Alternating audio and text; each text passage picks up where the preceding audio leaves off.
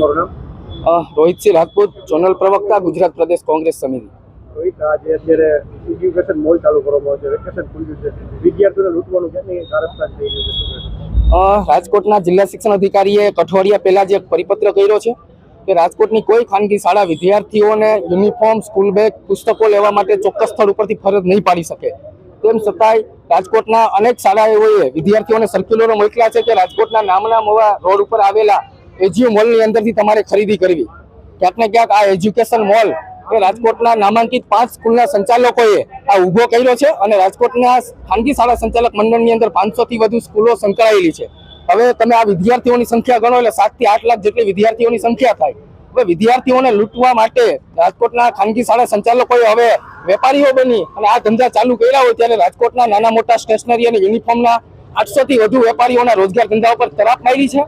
અને બીજી મુખ્ય વસ્તુ એ કે જે વસ્તુ વાલીઓને બજારની અંદરથી 300 અને 400 રૂપિયામાં મળતી યુનિફોર્મ કે સ્કૂલ બેગ કે કોઈ પણ જાતની આ એજ્યુકેશન મોલની અંદર હાઈ પ્રોફાઇલ કંપનીના 1100 થી 1200 રૂપિયા મળે. જેમાં સ્કૂલો સજેશન કરે તો સ્કૂલોનું 50% કમિશન હોય અને 50%નો નફો છે એ એજ્યુકેશન મોલને હોય.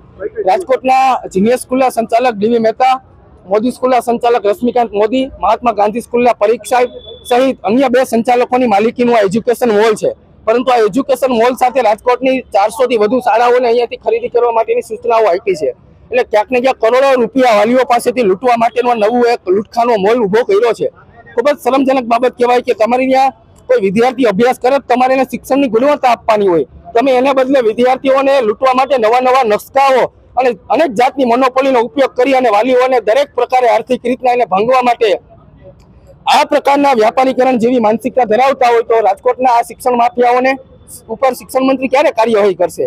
અમે આજે ડીઓને રજૂઆત કરી છે અને ડીઓને પુરાવા મોકલ્યા છે અને આમાં એજ્યુકેશન મોલની અંદર પ્રત્યક્ષ કે પરોક્ષ રીતના જે સંચાલકો જોડાયેલા હોય તેના અમારી પાસે પુરાવા અને ઓથેન્ટિક માહિતી છે. અમે આવનારા સમયની અંદર આ મોલના જે માલિકો છે એમના ઘરની ઉપર ઘેરાવે કરીશું અને રાજકોટના વાલીઓ અને મીડિયાના માધ્યમથી અપીલ કરું છું કે તમને કોઈ પણ પ્રકારની સ્કૂલ આવા સર્ક્યુલર મોકલે અને ચોક્કસ સ્થળ ઉપરથી ખરીદી કરવા માટે સૂચના આપે, અમારો સંપર્ક કરો.